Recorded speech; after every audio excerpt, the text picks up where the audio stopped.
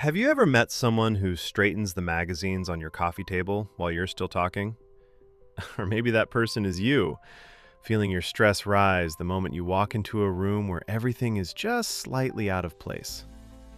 Some people can live comfortably surrounded by chaos. Others feel like their brain is being squeezed in a vice when things aren't where they belong.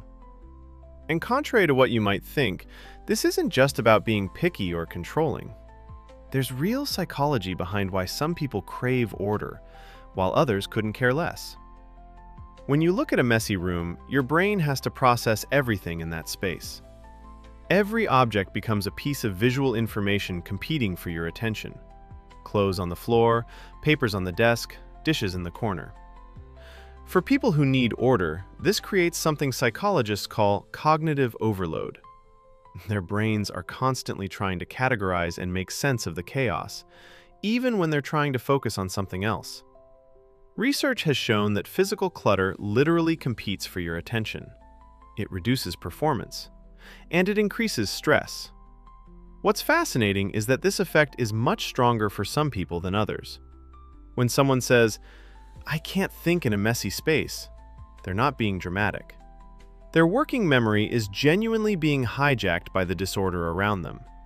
This is especially true for people high in conscientiousness, a personality trait linked to structure, predictability, and systems. These brains are wired to notice what's out of place. But personality isn't the whole story.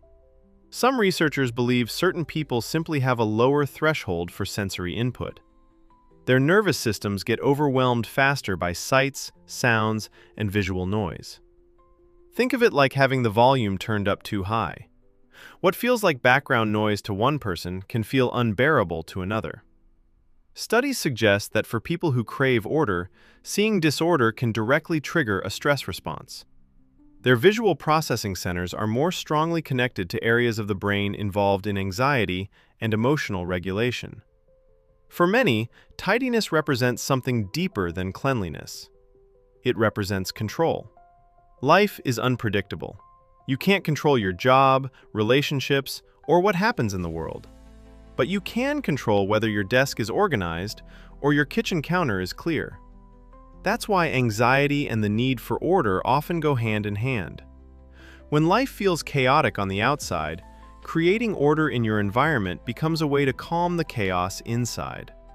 Most of the time, this is a healthy and effective coping mechanism. The problem arises when the need for order becomes rigid, when you can't relax until everything is perfect, when other people's mess triggers anger, panic, or distress.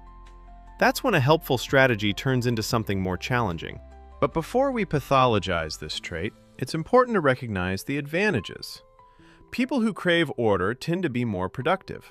They lose less time searching for things, they miss fewer deadlines, and they often excel in careers that require precision and attention to detail. They're also the people who build systems that benefit everyone else. The friend who sets up the shared calendar, organizes the trip, or keeps the project on track. And there's something else worth noting. Even people who don't naturally crave tidiness often report feeling calmer and more focused in clean, organized spaces. Those who need order are simply more sensitive to this effect. And that tells us something important. Our brains don't all experience the world the same way. What feels neutral to one person can feel overwhelming to another. Understanding this doesn't mean everyone needs to become obsessively neat. And it doesn't mean people who love order should just relax. It means recognizing that these differences are real, rooted in how our brains are wired, and worthy of respect. Whether you alphabetize your spices or thrive in creative chaos, you're not wrong. You're just running a different operating system. And sometimes, understanding that difference is enough.